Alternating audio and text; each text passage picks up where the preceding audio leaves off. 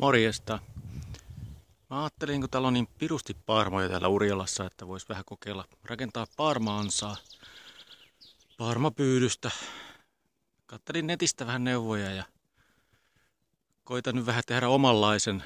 Tätä ei ole testattu, mutta katsotaan, jos tästä olisi hyötyä. Mä kuvailen myöhemmin sitten lisää, että toimiiko tää tai eri vaiheita. Katsotaan vähän kuinka menee. Mutta katsotaan ensimmäiset noin valmistusmateriaalit.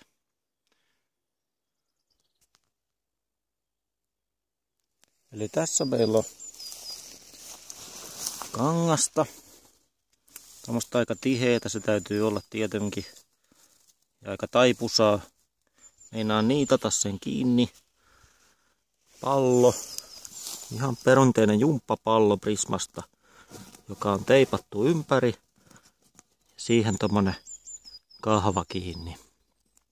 Siitä sen saa roikkuu. Kun se heiluu, niin paarmahan luulee, että siinä on joku elävä. Sitten kolmijalka, jonka mä oon rakennellut tähän. Ihan harjan varret. Reilu pari euroa kappale. 7 euroa 3. Lasipurkki, joka on teipattu tämmöiseen trattiin. Näitä tratteja on nyt 2. Tää on vähän erilaista kuin noissa esimerkkivideoissa oli, mitä mä kattelin. Tää lasipurkki on leikattu kansi irti. Niin, että se voi tästä ruuvata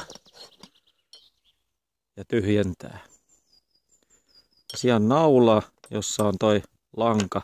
Se naula pitää sen langa niin, että se lanka tulee täältä läpi noin molempien trattien ja se pallo tulee tähän roikkuun. Ja 2 trattia sen takia, että nuo jalat saa ekaan trattiin kiinni. Tämän voi aina ottaa tästä irti tämän päällimmäisen tratin ja käydä tyhjentämään tuon säiliö. Jos sinne nyt hyvällä säkää jotain tulee. Katsotaan jatkossa. Mut ruuveilla on tosiaan ruuvannut noin kiittohon ja vähän tätä alempaa trattia on muotoillut tollain, noita lovennut noita jalkojen kohtia.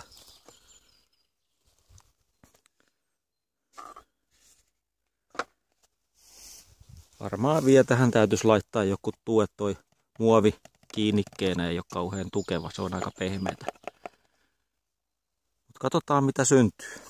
Palataan osa 2 asiaan.